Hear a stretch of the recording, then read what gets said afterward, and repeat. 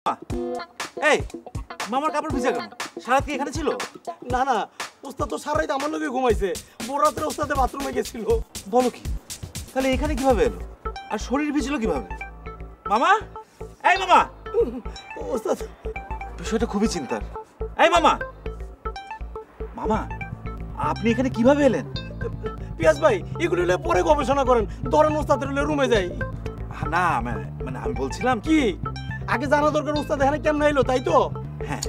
আরে ওস্তাদে তাড়াতাড়ি রুমে না নিলে তো ওস্তাদ চিরনিতে চলে যাবো। চিরনিতে চলে গেলে আমি এতিম হয়ে যাবো। আর আপনিও তো ওস্তাদের হলে গবেষণা করতে পারবেন না। ধরেন তাড়াতাড়ি, আপনার গবেষণার খাতির হইলে ওস্তাদের ধরেন, রুমে নিয়ে যাই। ওস্তাদ, ওস্তাদ গো, ধরেন ধরেন ওস্তাদ। আরে মা, ধরেন ভালো করে ধরেন। আরে মা, বাস্তি মুক্ত। ওস্তাদ মানুষ না।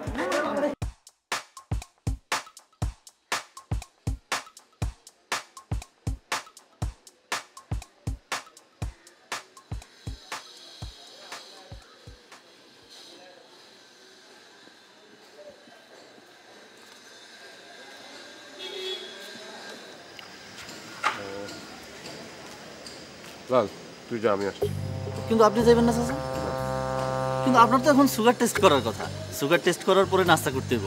কলি মনে হয় নাস্তা বানায় বয়ে রয়েছে। লাল, তুই বেশি কথা বলছিস। তোকে যা করতে হবে তাই যা।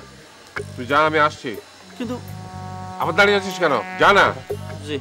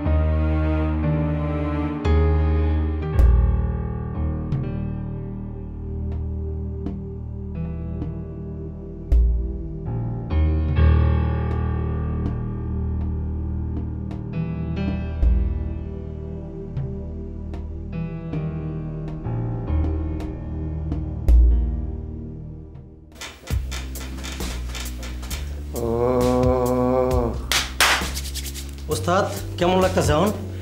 আমি শেষ। কোন কি? জীবনে এমন কঠিন পরীক্ষা দেখি নাই। মানুষ মানুষের এমন পরীক্ষা নেয়, আমার জানা ছিল না। ভালো করে মালিশ কর। মামা প্লিজ, আপনি চুপ করেন। ঠান্ডা জ্বরে আপনার মাথার তার ছিঁড়ে গেছে, আপনাকে ডাক্তার দেখানো দরকার। না রে বাবাজি, আমার মাথার তার ছিঁড়ে নাই। ডাক্তারও দেখাইতে হবে না। ঠিক মতো তেল মালিশ করলে দুপুরের পরে আমি সুস্থ হয়ে যাব। না না, ঠিক হবে না। আপনি ছাদে অবচেতন অবস্থায় পড়েছিলেন, সারা গা ভেজা ছিল। আপনি ছাদে গেলেন কিভাবে? আর গায়ে বা ভিজলো কিভাবে? বাবারে, আমি আইস ওয়াটার থেরাপি আর লাভ সং ডিজিজে আক্রান্ত। Ice water and love song disease, এটা তো আমি কখনো নাম শুনিনি। নামটা কি কঠিন? তুমি কখনো শুনেছো নাম? না মানে আমি যাই, এই যে তেল।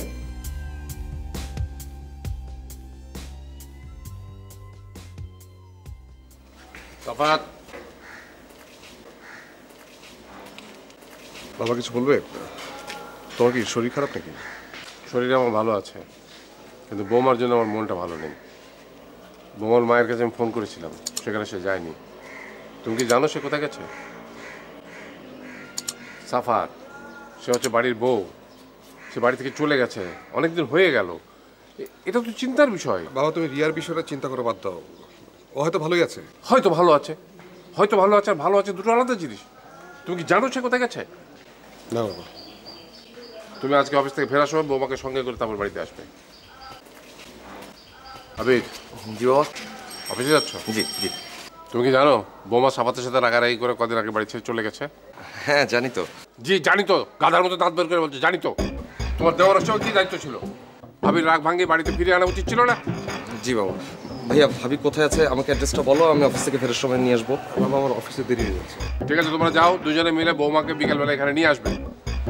জি। আর শোনো, যদি আনতে না পারো তাহলে তোমাদের বাড়ি আসার দরকার নেই। যাও।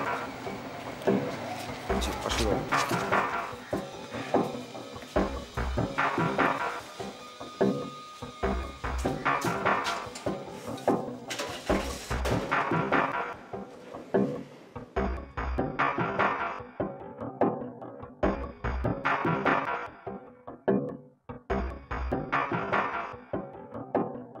কলি যাইবে না তুমি?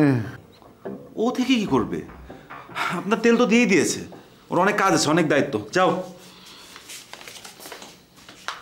মামা, ডিজিজটার নাম কি যেন বললেন? আইস ওয়াটার আর লাভ সং ডিজিজ।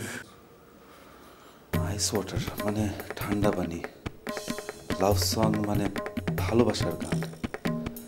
না, মামার সমস্যাটা আসলে খুব সিরিয়াস। উনি এখন শরীর খারাপে উল্টাপাল্টা কথা বলছেন। গতকাল পড়েছিলেন কচুকলে, তারপরে কি ছিল তেঁতুল থেরাপি। এটার কোনো টাইমে অভিধানে পাইনি। সমস্যাটা জটিল। ও কঠিনই তো। মন্টু, একটা ক্যাব ডাকো, ডাক্তার দেখাতেই হবে। না না, ডাক্তার নয়, আমার মাঝে মধ্যে এরকম হয়। ভালো করে সর্ষের তেল মালিশ করলেই দুপুরের মধ্যে ঠিক হয়ে যায়।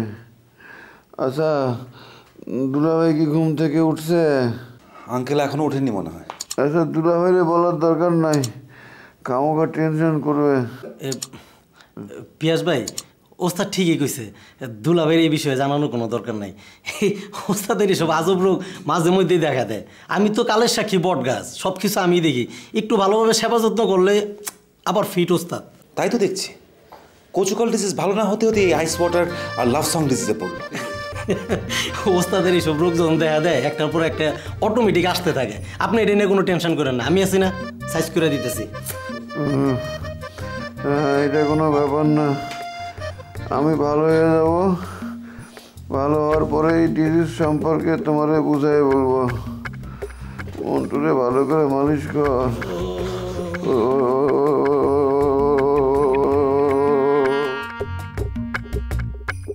ওস্তাদ,